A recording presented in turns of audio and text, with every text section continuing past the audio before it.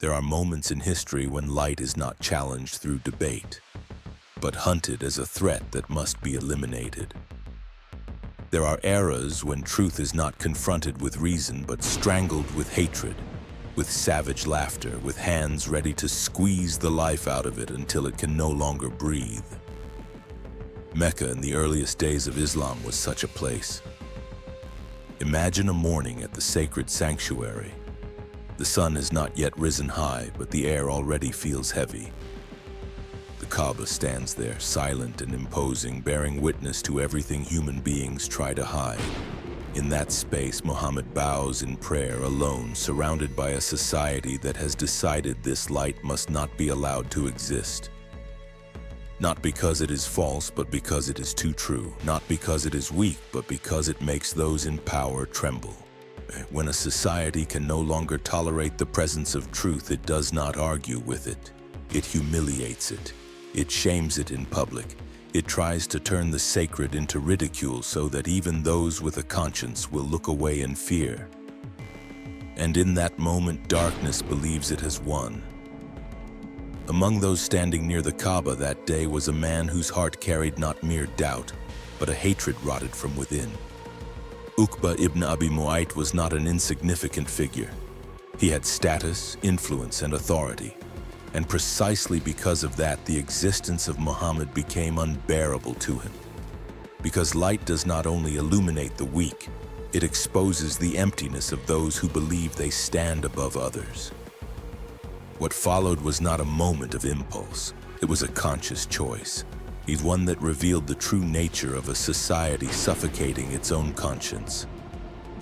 When the body of the Prophet was humiliated during prostration, it was not just a man who was insulted, but the sanctity of prayer itself that was trampled. And the crowd laughed. They laughed loudly. They laughed because they believed darkness had defeated light. But the history of faith has never obeyed the logic of crowds. There is an unchanging law that those intoxicated by power always forget. Every time darkness believes it has extinguished the light, that is often when the light begins to be planted elsewhere, more quietly, more deeply, and more dangerously for the darkness itself. Because in that very city, applauding the humiliation of truth, inside the house of a sworn enemy, a heart was quietly stirring. No one saw it, no one heard it, but Allah saw, and history was about to turn in a direction no strategy of Quraysh could stop. Welcome to Prophetic History Explained. This is not only the story of a man who tried to kill the Prophet Muhammad. This is the story of how Allah acts when human beings cross every boundary of hatred. It is the story of how light does not always emerge from places considered holy, but is sometimes nurtured in the deepest darkness. And it is the story of a daughter, born in the home of an enemy, chosen to become the reason an ayah of the Quran would be revealed until the end of time. If you are listening to these words and feel something tightening in your chest, that is not by accident. Stay with us until the end of this video, because the conclusion of this story does not only change how you see history, it may change how you see your own faith. And before we continue, subscribe to Prophetic History Explained to support us in bringing you more profound, authentic, and meaningful stories from the lives of the prophets and those Allah chose in ways no one expected. Because sometimes light does not come from where everyone expects it. And sometimes the darkest moment is exactly where a divine destiny begins. While Mecca continued to spin in arrogant laughter and displays of power, another world existed alongside it, unnoticed. It was not the public square, not the Kaaba, and not the gatherings where men decided the fate of the city. That world existed behind thick walls, inside a home where the name of Muhammad was spoken only with contempt. And there, a young heart was learning to love what everyone around it despised. Kulthum grew up surrounded by stories soaked in darkness. She heard them from her father, from men returning home with boastful voices, from dinners filled with laughter at the suffering of others. In that house, there was no room for questions. and even less room for compassion. Everything was defined in advance: who was right, who was wrong, who deserved to be crushed. And in those stories, Muhammad was always cast as someone to be humiliated. No one in that house realized that every insult carved a small crack in the heart of the young girl. Not a crack of hatred, but of doubt. Kulthum did not protest, she did not speak. But deep inside, something did not fit. When cruelty was treated as righteousness, her heart began to question, not with words, but with feeling. There was a truth being hidden, and something that could not be extinguished by laughter alone. Her faith did not arrive like a blazing fire. It came like a thin beam of light slipping through a narrow crack. She had no teacher to learn from openly, no community to rely on. Everything she knew about Allah and the Prophet was pieced together from fragments of hatred others revealed without realizing it. And strangely, within those curses, she sensed something entirely different: steadfastness, patience, and a strength that did not come from violence. Living with a hidden faith was a daily trial. Kulthum learned to listen in silence, to pray in moments no one could see. When the house slept, she whispered the words her heart believed were true. Each time she bowed in the darkness, she knew that one small mistake could end her life. And that fragility sharpened her faith like a blade forged in fire. She lived in fear, but not the kind that paralyzes. It was a conscious fear. She understood exactly what would happen if she were discovered. Mecca was merciless toward the weak, especially women. Stories of torture and brutality against believers were not rumors, but recent memories. And so, every day Kulthum preserved her iman was a silent victory. In that home where everything revolved around power and honor, Kulthum learned a lesson many people take a lifetime to grasp. Faith is not measured by safety. It is measured by honesty. She could not choose where she was born, but she could choose what she carried in her heart. And that choice, repeated every day in silence, was shaping someone history had not yet noticed. And there were nights when the voices in the house faded, and Kulthum lay awake with unspoken questions. Why was a message calling for justice hated so fiercely? Why did a man who prayed become a target of humiliation? Those questions did not push her away from faith. They pulled her closer. Because each question led her to the same conclusion: truth always has a cost. And while Mecca believed it controlled everything, Allah was nurturing a heart in secret. Not in palaces, not among the powerful, but inside a home filled with hatred. Kulthum did not yet know that the path ahead would demand more than silence. But even now she had done the hardest thing: holding on to faith when no one stood with her. In that quiet endurance, a destiny was being written, because Allah tests not only through public pain, but through years of unseen loneliness. And Kulthum, through her silent perseverance, was preparing for the moment when the world would be forced to hear her story. The Treaty of Hudaybiyyah arrived in Mecca like a cold wind sweeping through a city accustomed to schemes. People discussed it in markets, in courtyards, in gatherings heavy with ambition. For some, it was a strategic victory. For others, a bitter concession. But for hearts living in fear and silence, it felt like a door closing before their eyes. The terms were recited clearly and coldly, like boundaries drawn with ink and blood. Any man who left Mecca for Medina would be returned, even if he believed in Allah. It was a clause designed to smother faith among the most vulnerable. Quraysh believed that by controlling movement they could control hearts. And in their smug confidence, they overlooked something that seemed too small to matter. Women were not mentioned. To those obsessed with politics and power, that silence meant nothing. But to Kulthum, it sounded like a call. For the first time in her life, she sensed a gap in the wall imprisoning her. Not a wide gate, but a narrow opening, just enough for someone willing to risk everything. The thought did not come as an instant decision. It arrived like a slow-burning wave, colliding with fear that had followed her for years. Staying meant familiarity, physical safety, days continuing in silence. But it also meant letting her faith erode little by little until it could no longer breathe. Leaving, on the other hand, meant stepping into real darkness with no promise of safety. In the nights after the treaty was discussed, kulthum barely slept. Words others read casually drilled into her mind. She understood this was not only a legal opening but a test of faith. Allah did not open an easy path. He offered her a choice: trust or remain. Some decisions require no consensus.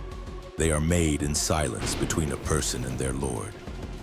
Kulthum had no one to consult, no protector, no public guide. All she had was faith that Allah does not place a door before a sincere heart only to abandon it. She began to see Mecca differently. Streets once familiar now felt suffocating. Walls that once sheltered her felt like prison bars. She realized the safety she had was a fragile shell, paid for by suffocating her soul. And in that moment, a truth became clearer than ever. Not all survival is true living. Her decision was never written or announced. It formed gradually with every mention of harming the Prophet by her father, with every tear she had to hide, with every prayer whispered in fear.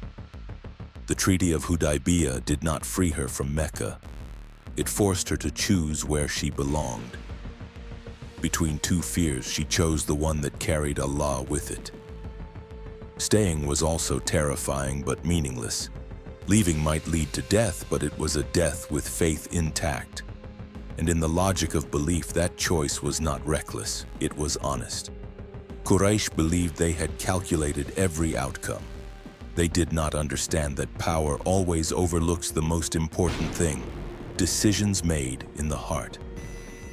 Allah did not break human treaties. He revealed their limits. When people use laws to control bodies, Allah opens paths to protect Iman. And so in a city convinced it had sealed every escape, in a heart quietly prepared to leave. Kulthum had not yet stepped outside, but her path was already drawn. Not on desert sand, but in an irreversible choice of faith. The night Kulthum left Mecca showed no signs of escape. No hurried footsteps, no farewell, no one watching from the door. The city slept, and in its sleep an irreversible decision was made. She stepped out of the house she was born in with empty hands, carrying only what no one could see: faith. Darkness covered everything equally. It did not distinguish wealth, power, or weakness. For Kulthum, that darkness was both danger and protection. She did not know how long the road ahead was, how far she would walk before her strength failed, or whether dawn would come for her. But she knew one thing clearly. Staying was a slow death, and walking was the only chance for her soul to live. The desert at night is not what people imagine. It is not romantic or gentle. It is vast enough to make a person feel small, as though they could vanish at any moment. Each footprint she left was quickly erased by the wind, as if the world itself reminded her this journey would leave no trace.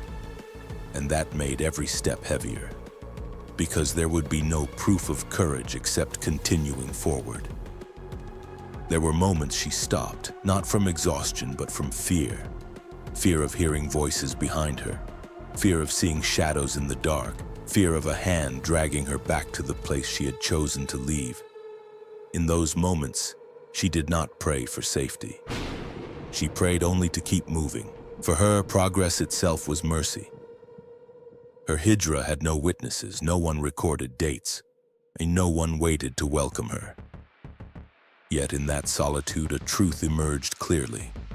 Some actions need no audience because Allah saw them before they happened. Every whisper she uttered in the night required no sound, for it was not meant for human ears. Faith on that journey was not peace. It was constant tension between fear and trust, Every racing heartbeat, every stumble over stone forced her to choose again, stop or continue, and each time she chose what made her tremble more, not because she was strong, but because she knew that turning back meant losing herself. The desert taught her a lesson no one had told her before. When nothing remains to hold on to, a person learns who they truly rely on. Without family, community, or protection, kulthum realized that tawakkul is not a concept discussed in sermons. It is the state of a person walking through the night, knowing that if Allah does not hold them, nothing else can. There were stretches she barely remembered walking through. Sand, stone, wind, and cold blended together. Her body weakened, but her mind sharpened. In that exhaustion, she did not think about the distant future. She thought only of the next step.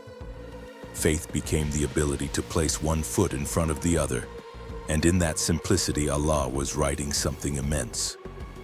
Kulthum's hijrah was not political or public. It was a quiet declaration that faith is worth everything. No one saw her, but the angels did. No one heard her, but her prayers were recorded. As the night neared its end, she did not know how far she had come, but she knew every step had taken her further from her old fear and closer to what Allah had prepared. That hijrah did not only carry her away from Mecca, it carried her away from the version of herself that survived in silence, into the path of someone who placed complete trust in her Lord. Some journeys do not need maps or timelines.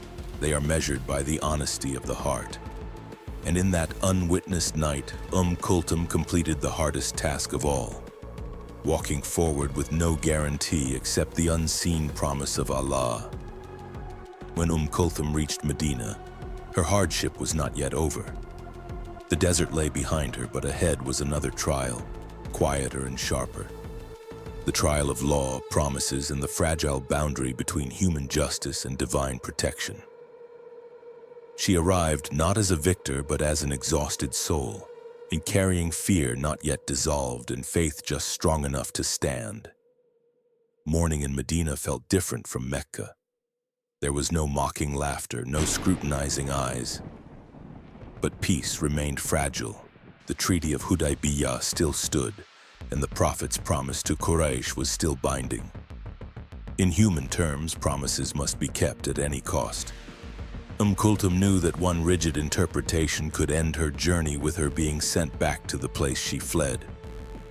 She turned to Salama, not seeking privilege but with nowhere else to cling. Her words carried no strategy or persuasion. They were the raw truth of a heart pushed to its limit.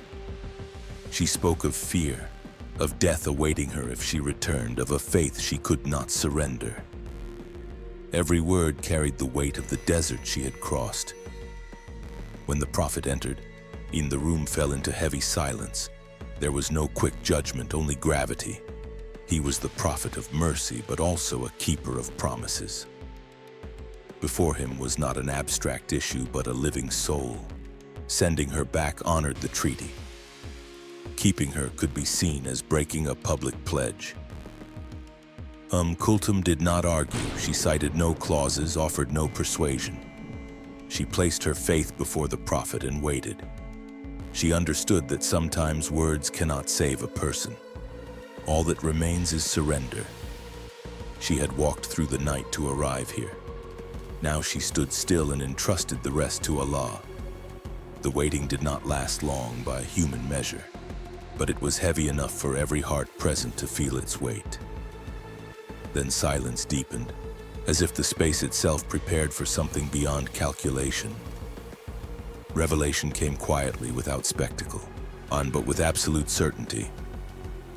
Words descended from above, not to break the treaty, but to complete it. The faith of believing women could not be returned to hands that would crush it. In that moment, history shifted, not through force or military victory, but through a principle etched into the Quran. Kulthum was protected not because of her lineage, but because she believed. What Quraysh never anticipated occurred. A previously unknown woman became the reason an ayah was revealed, to be recited until the final day. Relief washed over Kulthum like cool water after years of drought. But her story did not end with personal safety. From that moment, her journey extended beyond herself. She was no longer just a woman fleeing the night.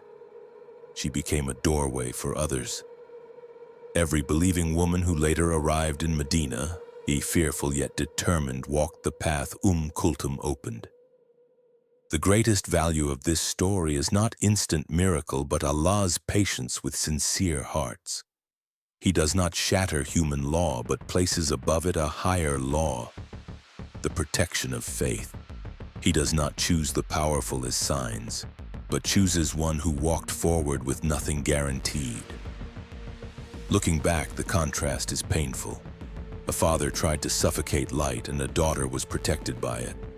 This is not a paradox. It is Allah teaching humanity that origins do not determine endings, and darkness cannot control where light will appear. Kulthum arrived in Medina with empty hands, but left that moment carrying a legacy the entire Muslim world would inherit. Her reward was not only safety, but meaning. Through honesty and courage, she proved that one sincere heart can shake an old order and open a new path. And that is the deepest lesson of this story. When a person places faith above fear, Allah takes care of the rest in ways beyond human expectation. The most profound lesson from this story is this: Allah does not ask where you were born, what family you come from, or how dark your past may be. He looks at the choice you repeat each day in silence. Do you hold on to faith or trade it for safety? Do you step forward or stay back in fear?